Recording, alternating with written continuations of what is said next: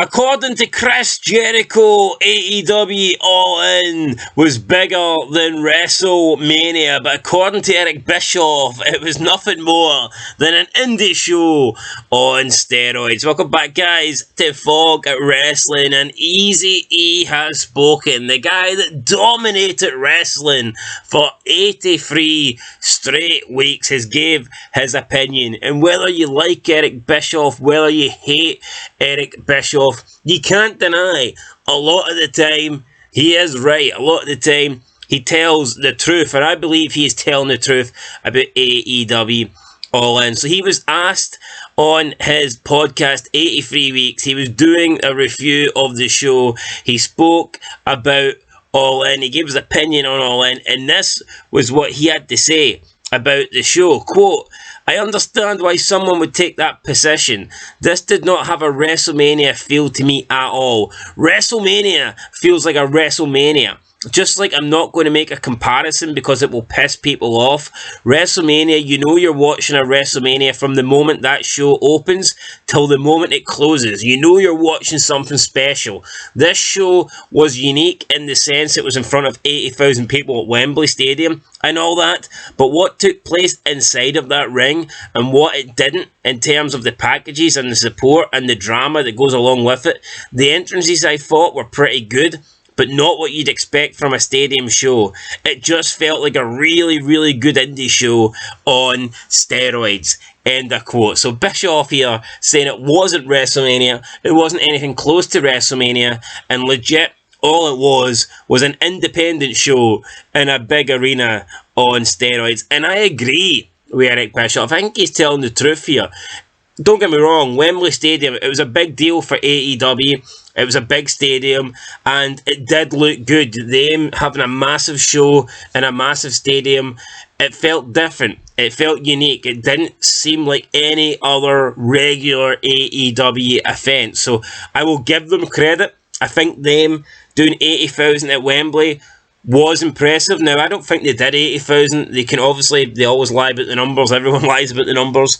Apparently, there was a lot of seats that were cordoned off, and they're saying it's the biggest wrestling event of all time, which isn't true either. Even if it's not 80,000, let's say it's 70,000, 65,000, that's still a huge number for AEW. Although it's not surprising, you've got to keep in mind that this is their first time ever stepping outside of North America. This is their first show in the UK. So this is the first chance for UK fans to go and watch AEW live, realistically, in the first time in 4 years since this company began. And then not only do you have the UK audience, but what about the European audience? You can easily travel to the UK from Europe, so fans from like France, Germany, Italy, you can get there, you can drive there in like what, less than 12 hours probably. So, or if you want to fly, then you can fly there even quicker. So when you think about it, that there was a huge audience here for AEW to target, and the fact that they haven't came to the UK or they haven't stepped in Europe before means that the European fans were desperate. This was their first chance to watch AEW, therefore they were all going to flock to this show. It's not like WWE, who does regular shows in Europe. WWE is constantly going to the UK, constantly doing European tours, so you don't have to go to every single event. If you're in the UK, you've got several opportunities per year to go and see WWE.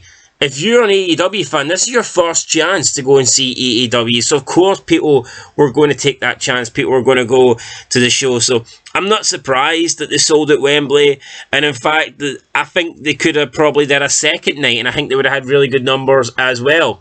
But let's not be honest here. WWE could sell out Wembley. I mean, WWE could sell out Wembley 5 days in a row. There's no doubt in my mind. If they wanted to, they could. WWE 100% could. So it's a good number for AEW, but they didn't do anything that WWE could not do, in my opinion. And I do agree with Bischoff. The match card was terrible. He went on to say how there wasn't enough storylines, there wasn't enough big one-on-one matches, and I completely agree.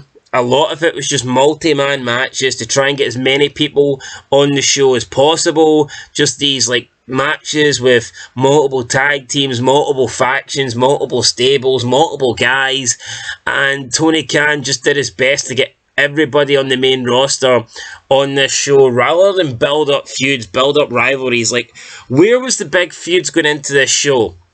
There wasn't any, really. Obviously, MJF and Adam Cole and Samoa Joe and Punk a little bit, but there wasn't that. Where was all the other big one-on-one matches? There was none.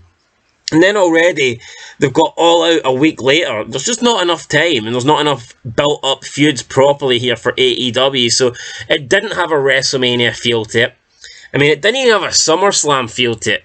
It felt like a half-decent show because of the stadium and the big number in the audience, but I agree with Bischoff.